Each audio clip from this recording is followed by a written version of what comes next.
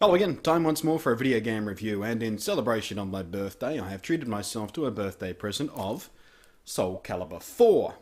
Now, as you can see, still in the shrink wrap, so this review is not going to be one of my normal reviews where I play it, I make some notes, then I play it while I'm talking to you about the game, and I can recall some of the notes so I can tell you a little bit more about the game and all that sort of stuff.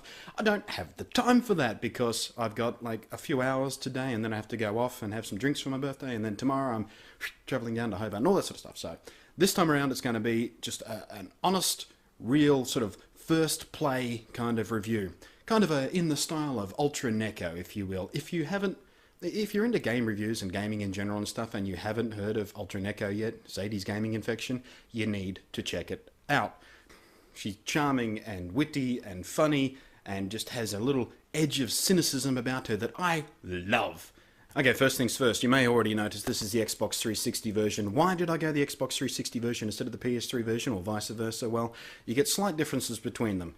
The Xbox 360 version has exclusive Star Wars characters Yoda, and the PS3 version has Darth Vader.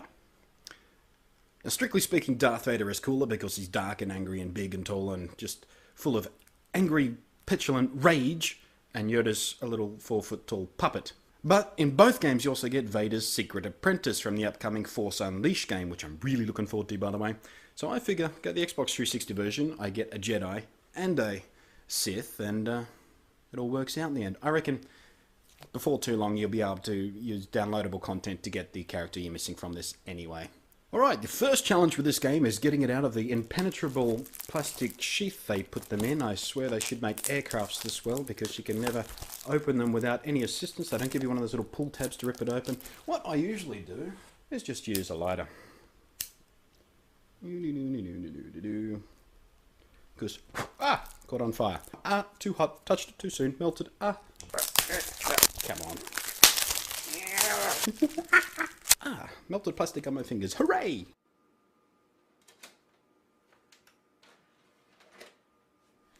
Alright, it's booting up, and the first thing I see is, well, hey, it's a brand new game, and already I need an update for the game to be able to play it. I never understood that. A brand new game. It only came out today, and already there's an update waiting for it. What an annoyance. Alright, here we go. Soul Calibur 4. So let's go straight into single player mode. The first option it gives me, away we go. We got Story, Tower of Lost Souls, Arcade, and Training. Let's go Arcade mode. Because that's where I started playing this series, in the arcade. When the original Soul Calibur hit arcades back in '98, it kind of punched you in the face and made you take notice. It was one of the most highly polished fighting games of its time, and was shortly thereafter one of the best reasons to own a Sega Dreamcast. My resolve cannot be swayed. Oh no, I can't sway her resolve.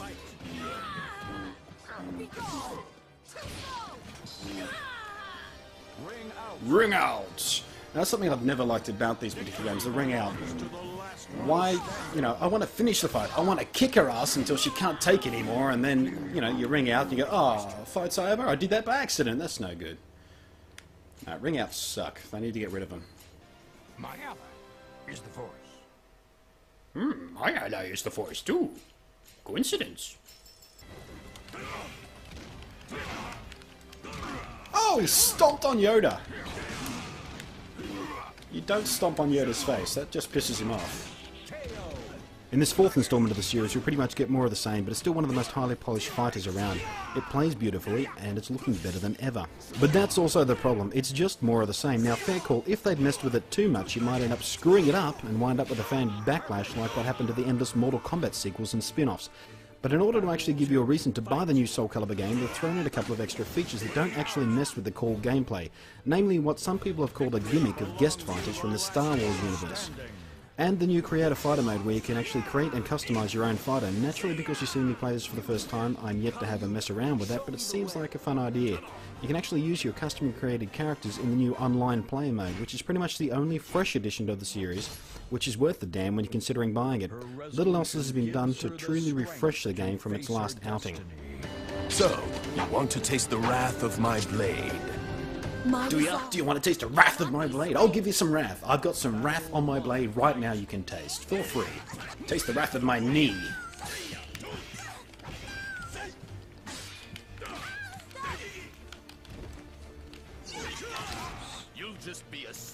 on my blade. What an imbecile. You'll just be a stain on my blade. This guy has the best lines. Alright, so I guess we should start wrapping this up now, review-wise. You've just seen me playing and reacting to it, which is about as honest a review as you can get. I'm having fun with this game, quite honestly. And, oh, hey, someone with a parasol. She's going to fight me with an umbrella. That's awesome. She unleashes her umbrella in the name of vengeance. Yeah, it's time to die, bitch. Come on. Ah, KO! So yes, if you're a fan of the Soul Calibur series, I can definitely recommend this game.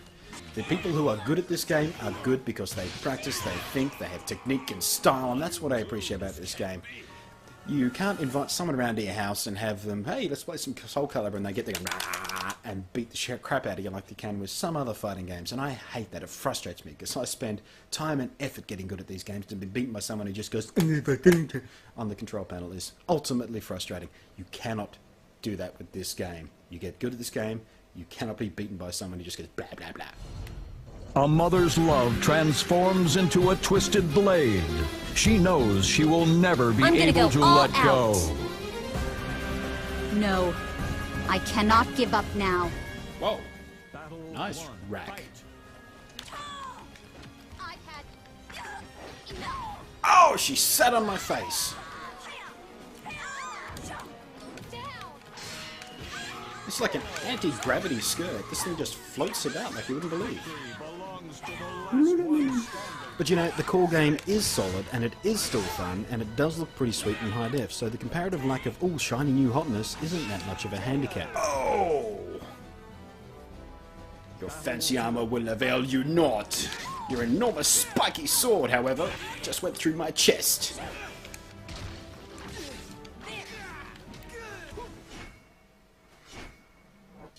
Ooh, The Apprentice. This is the first time I've seen The Apprentice. Ooh, nice Star Wars stage. Oh, the music. Check it out. Jewel of the Fates, baby. Ooh, he's all about the serious. Oh!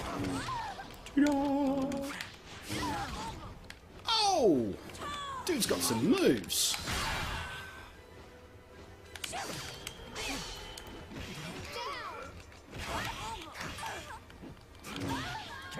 Oh! He's getting angry.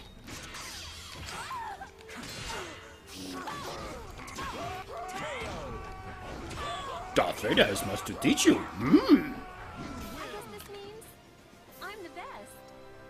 The game is accessible in that you can just pick it up and play, but also deep enough to offer an ongoing challenge to the hardcore players, a balance that many fighting games have utterly failed to accomplish.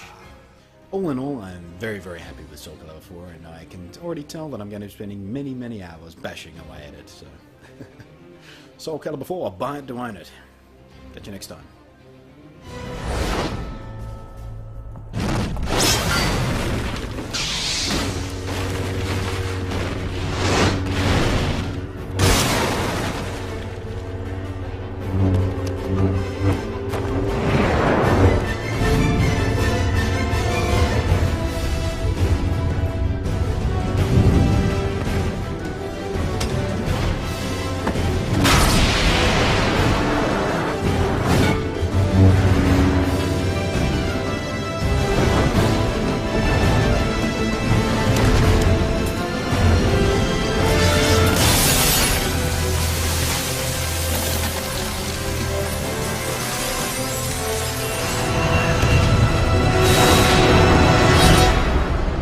Soul Calibur 4.